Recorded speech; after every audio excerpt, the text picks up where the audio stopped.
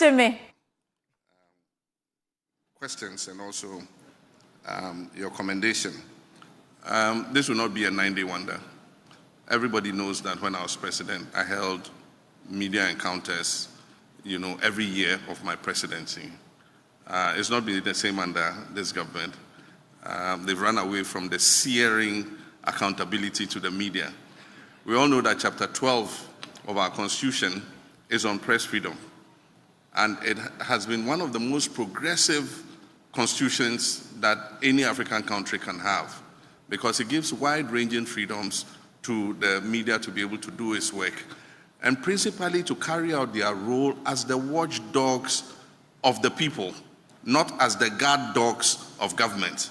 Some of us have abdicated that role, and instead of being the watchdogs of the people, we have been the guard dogs of government, savaging people who question and try to hold government accountable. So we must take note of that.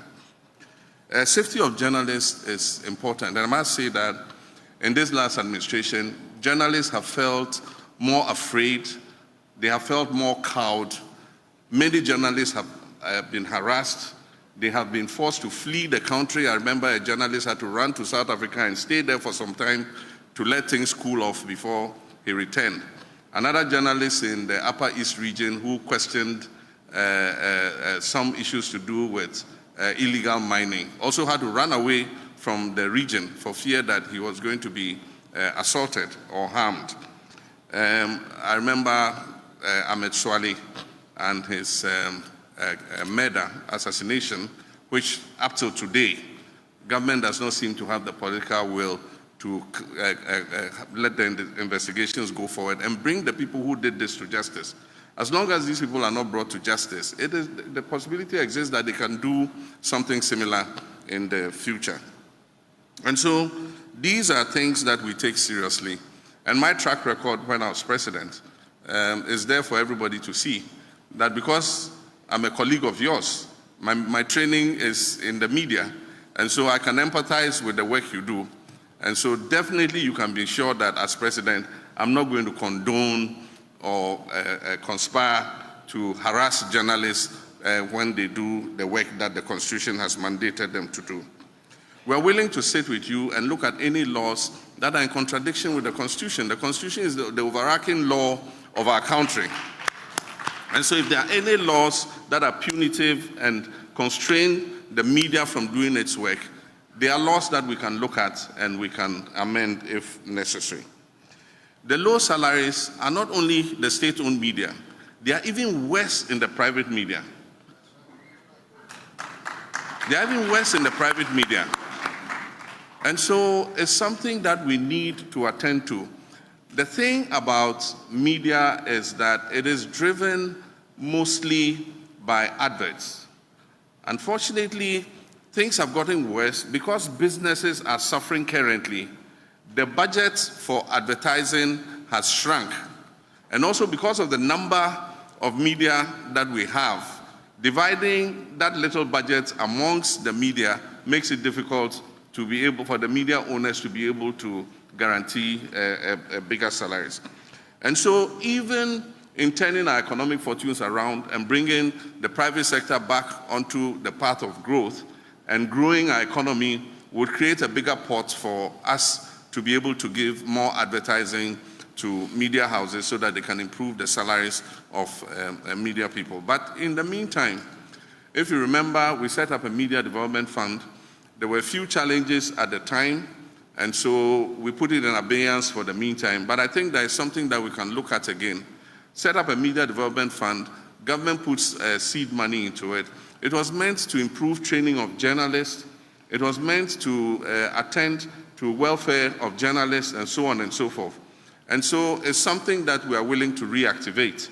And together with the GJA and all the other media umbrella groups, we'll sit down and see how this media development fund can inure to the benefit of people in the media space. And so those are all things that we are willing to look at.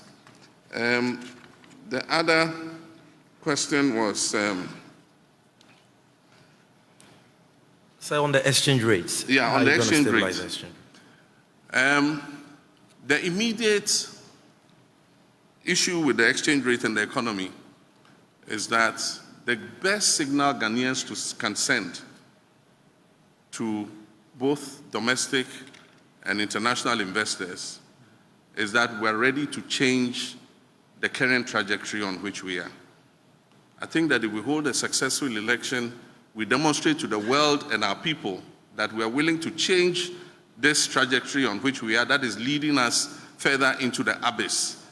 It will restore confidence in the economy. That in itself will send a signal that stabilizes the foreign exchange. Currently, nobody has hope in where we're going.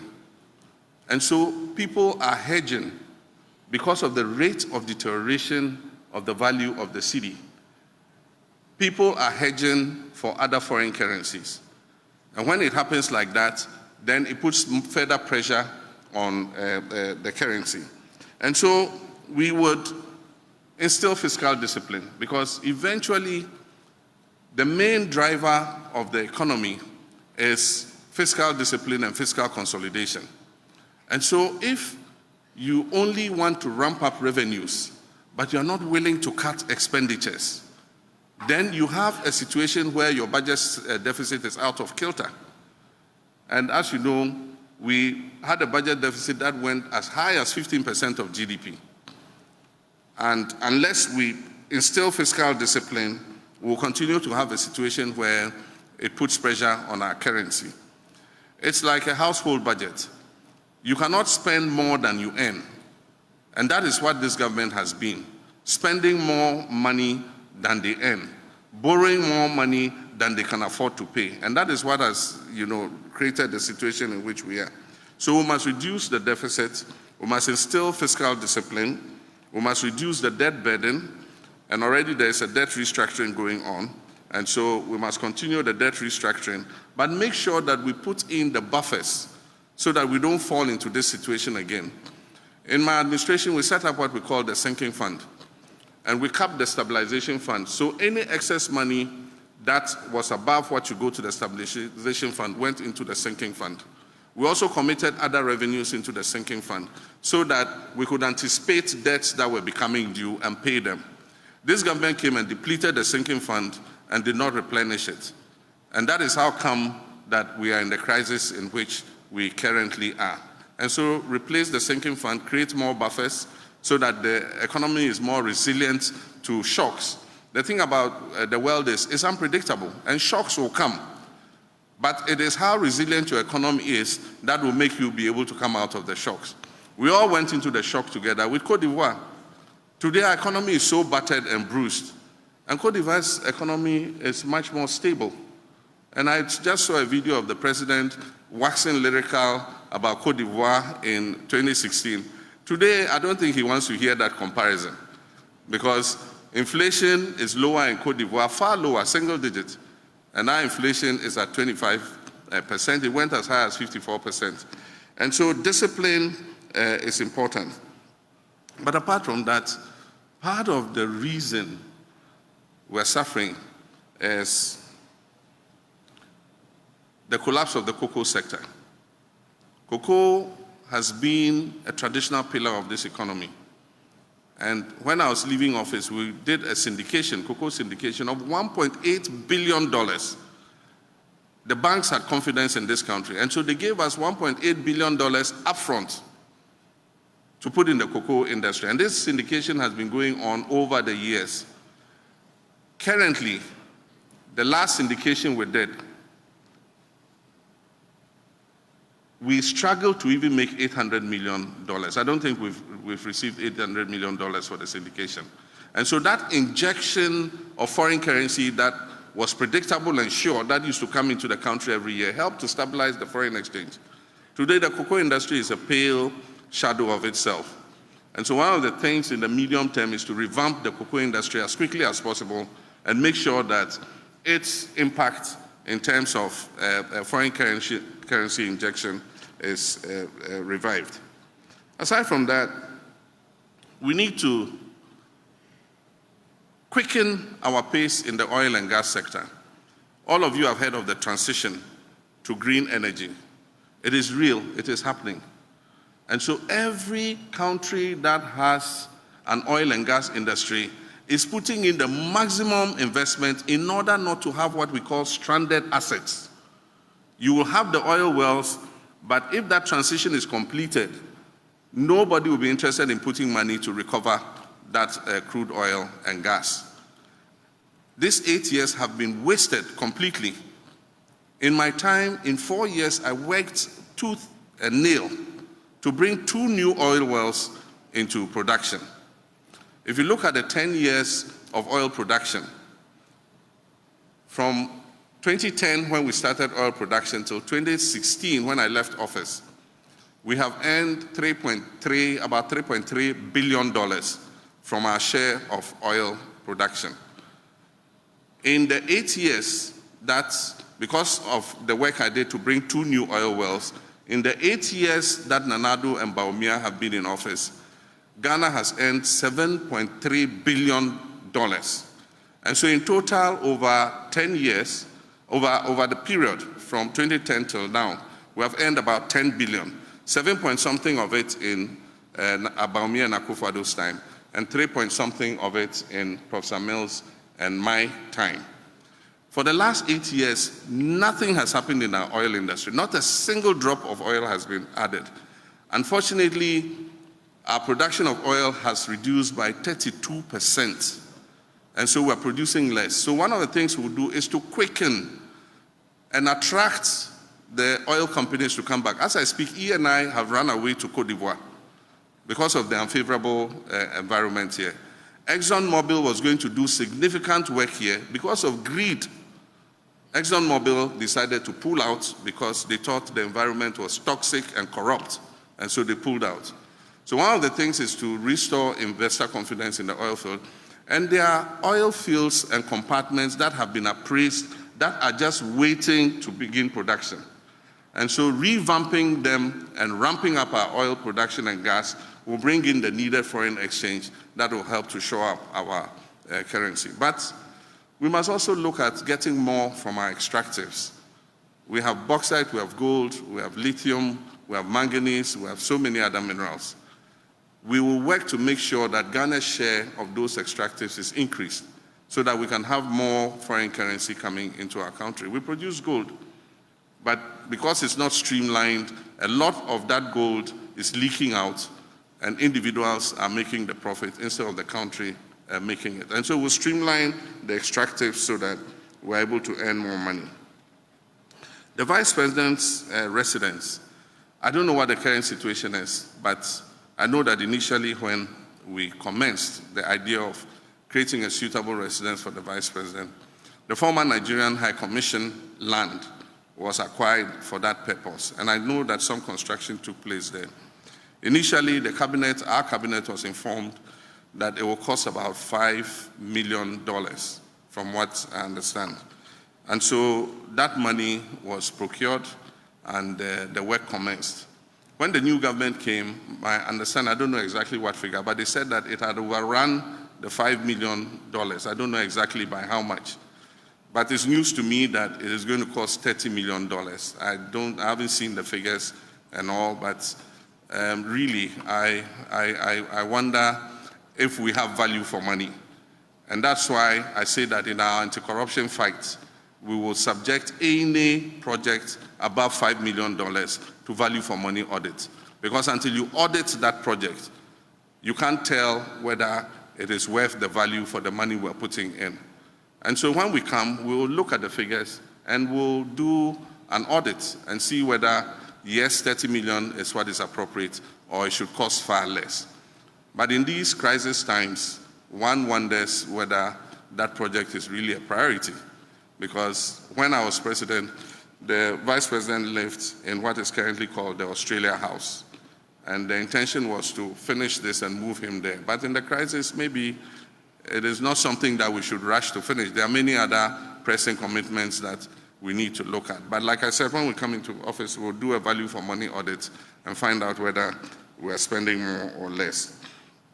Galamsey is a problem of compliance. We have all the laws. We have everything. It's the enforcement that is the problem. And the enforcement is a problem because those who should be enforcing it are part of the problem. Today, DCs and ministers all have small-scale concessions, and I indulge in kind say. And that's why I said, any person who serves in my government, if you want to be a small-scale gold miner, go and be a small-scale gold miner. If you're a DCE, be a small-scale gold miner. Don't take public office under my administration. And so we're not going to countenance having any of our ministers or our political appointees involved in small-scale gold mining so that we can enforce the laws properly. And what are the suggestions we've given? One, we know the districts where mining takes place. We will open an office of all the agencies that oversee the mining sector in those districts. There must be a Minerals Commission office in every district where gold mining is taking place, so that enforcement and compliance can be right at the doorsteps of the industry in the particular district. The Environmental Protection Agency, there must be an EPA office in every district where mining is taking place. And we have universities that are producing young graduates. UNER is one in Sunyani, UMAT is the other in Takwa. These young graduates are geologists, they are environmental protection specialists. They have a lot of experience when it comes to gold mining. And so we're saying that we're going to identify the concessions and who hold the concessions. And we're going to employ these young people to work with the companies that legitimately own the concessions so that they can guide them in how to do proper mining. We're going to ban mining in forest reserves. As for that, it's non-negotiable. The law that was amended to allow people to go into forest reserves, the law that was amended to let people enter forest reserves to do mining will be re-amended to stop it. Because the figures I'm getting are frightening. And that is why the climate change is real, because our dry seasons are getting harsher. We used to have 365 days rainfall in the western region. Today, it is not so, because all the forest reserves have been invaded by mining companies. And it's insightful that in the past, somebody who was supposed to protect the forest, he himself eventually was known to own about 2 or 3 mining companies that had been given permission to go into forest reserves. I think that those trees, some of them 700 years old, some of them older than Ghana, older than our ancestors, are more important than the gold that lie underneath them. And the point is, if we cut all the trees, we will be leaving a barren land to our children and grandchildren. We don't want the forest zone to become the savannah zone. We must protect those trees and rebuild those forest reserves. So we would stop the mining in forest reserves. The question